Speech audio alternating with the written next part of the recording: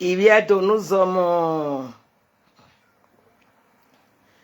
Hey, meno Iyenukokomon eke amakone wagman wa bota wa bedene na wa be na this Sunday. Quick message, na kota no dey e ate we video now. But iwa dey busy kakabo. Iyedo ni zomo no buwo mani wa buwo kakabo. Wa egi maje mata gbogba. Na jemi na ose na ya gbovin. Maga ibeje mata koka. Mere jemi na wi ma se ma ya kokore. Do kamarima ave belukwera ave mi asen. Iyedo nuzo mo meno Iyenukokomon eke amakone wagman won. Wa me video pani wa no de gbeke iwo me gbe ati odi ojemi na. Emi no concern a dominion keke ba ke e adogun aje. Iga awon wo we a Deporte yan. Àwọn no teme ni ki apo ba ne gbo e. Vi ogbe ye ma to tai. Wa e ko.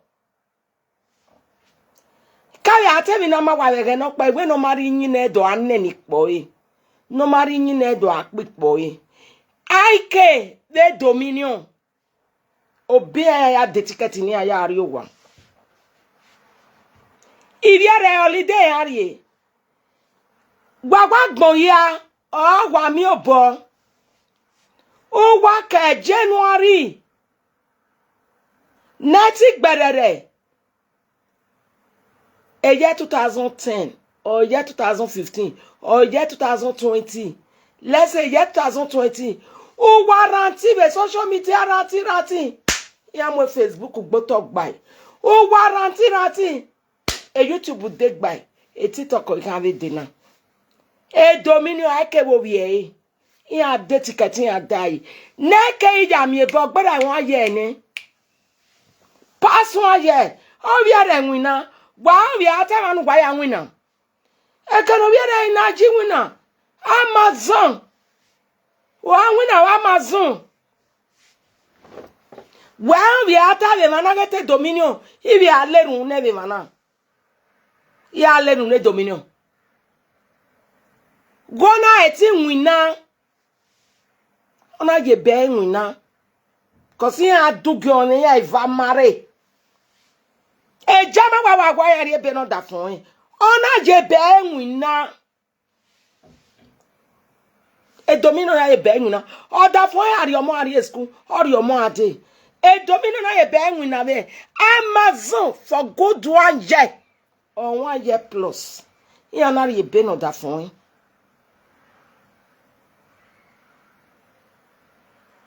Iya wari ebe no da fun yin. Ebe wa so da fun bonya ivana so nwina. Obian.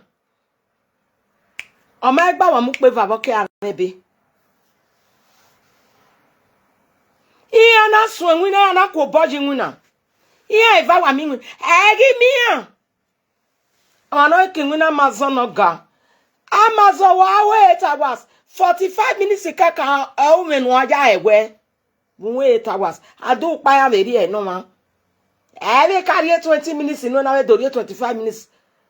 Oga ISIS wires we we 7 8 9 10. Ore level yari 45 minutes. Uwe gbedo mudia.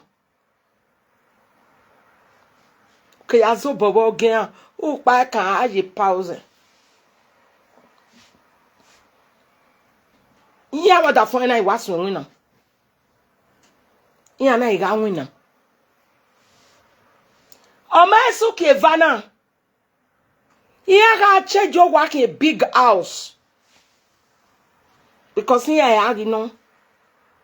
Iya gwa lo gwa seria ni ya bumi ade ana pe gogo me. Ina geke ni ana medi mayan. Excuse me. Hey dominion wina ake wina. Waja wina. I'm a better winner. Why so the baby wajin winner? Unu wa be papa. Bene mi la gboto. Eke oli dojo. Iya wa bukai. Come on here. E holiday anjo. Iya na ya mo. Iya mi ogwa na isefia na mo big house.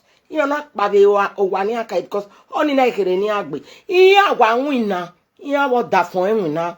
Obi ya je school. Obi ya mi ebe. E dominion ebe. Aka mu wa gin ya ebe.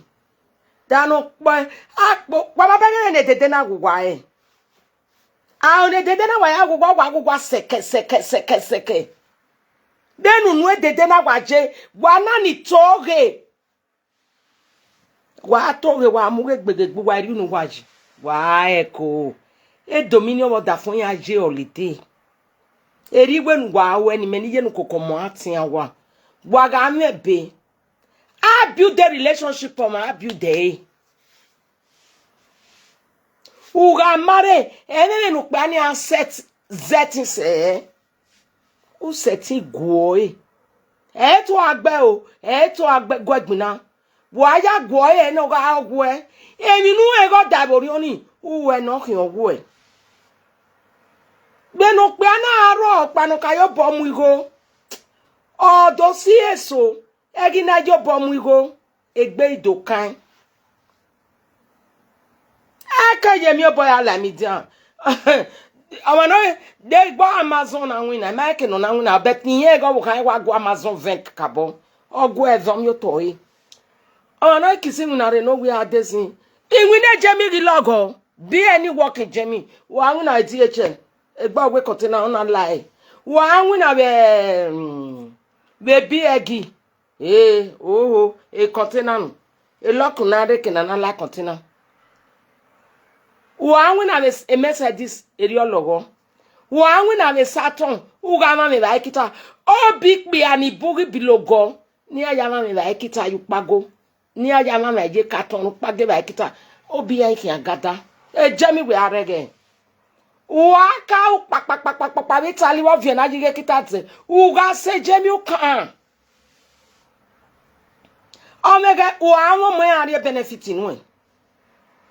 Amoni awa gba bu pe ni pisen iya gbebegu ewe wa ye ke do aje school ya leni mama len dosh u je kere iye ri ebegu anu ya sun wina no ti je school ni was be done o le ba gwa lo pinun na no gwa lo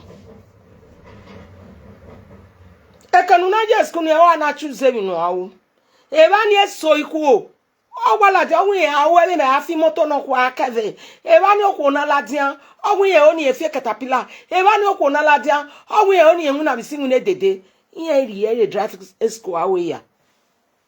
E ba nu na me ladian wo awin na. E Jemi logo. O pe okwo no re Jemi no we Jemi logo. Un e o ba we no. We no ya pon ya wesu. E dominion water for enwin na. A Jemi is the simple place. No atotaji. E bomu go no wa o. Ono we bomu go ni e Jemi. Betty agyo de mama. Ya ri eno 20. Come we to gure una ri aduro. Uga follow the rule and regulation. Aduro ni we take gbe uke awo. We are what I said to we say anywhere school we camp.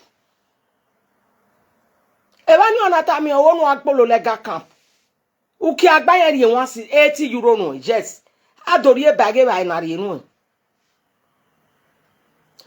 O aje school gbe ba. O te pa ba ni re. Gba oje school suki aba. O agba poka mi en go aje school eri o we school.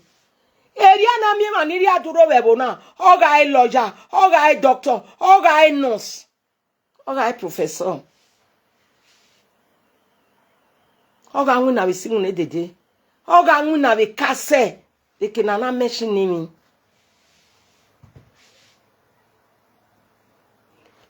Ewa ni ana we mi ne jama we ni nu. Iye iri abata lameti nu ebe nu aja nwu na wa obe yan ni. uya gwali wina ose na leru na Amazon wa wasa Amazon ya wari ebe no ukie kari ukie anu urule rie gie here was standard beroda here stamp immigration stamp no uya so wina wa ukie ani wina fo ote fo were gberu ukie awe upopa no upopa ni te wa fo na rie ebe we no because ukie ani akari no ni uya kamia uonu to bo we asigo gwa umeyo no awe mi no kan ayeye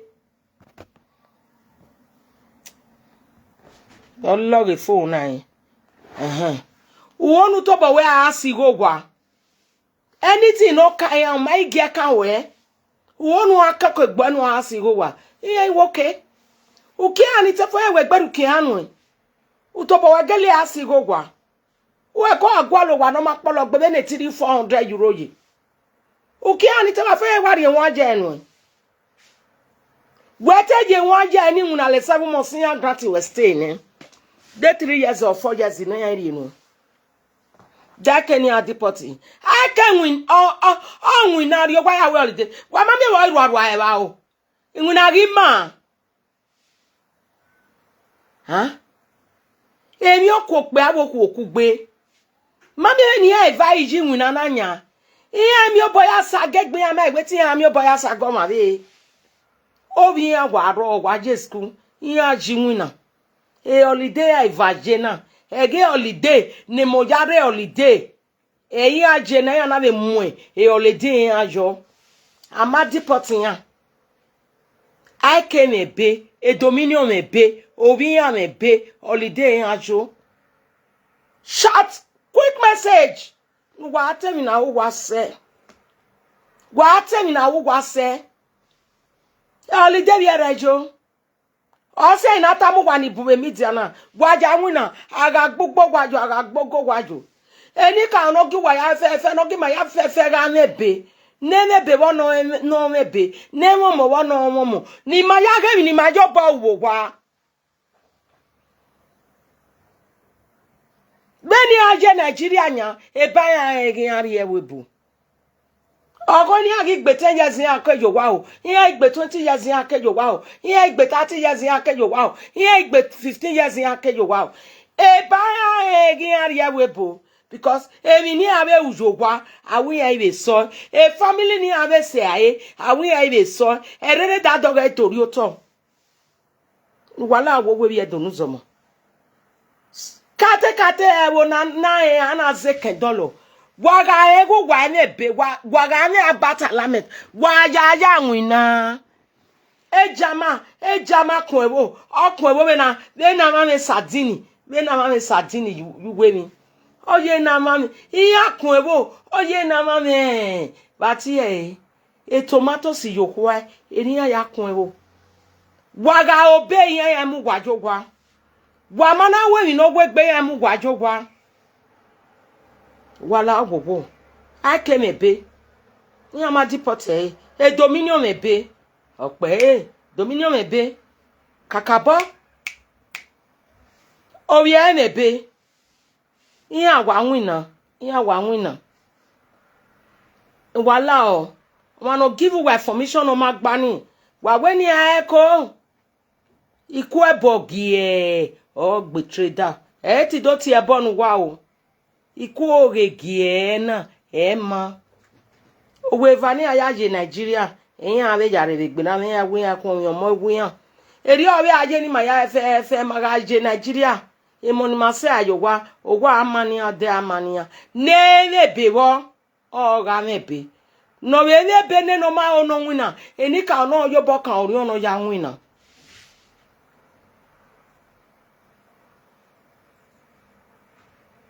egbe oko me Miami no me mi o debe laje ni Nigeria eni ka o ga mi o mi ege no be aje Nigeria no be rebe gbe na mi ibi are nwina ona ibude ni do tamu wa eni ai me oge aje beru mi aje agwegbe aga baba ma ba asin wala agbobo I came ebe dominion ebe obi ebe iya mami oboya nwina fa ma igwe na ya we saga agwagwa inwine jemi Uga pa ke wa gisen bo gwe usun bo gan we ade wo ge va wa abi ede we tram ba van no wa we pa ba van o ri o ga van o zo bo de ten wa son o do abi we tram no we ri o ga son o zo bo abi we tram ko wi egbera ma understand wala ogbogbò wa gi ma team na we ma se onna o ibude ni yare meni bude yare wala o meni Iyenukokomon no eke amakone wa gbon won wa kan ze pe wa be na na de son dawe wa gbedo wa baba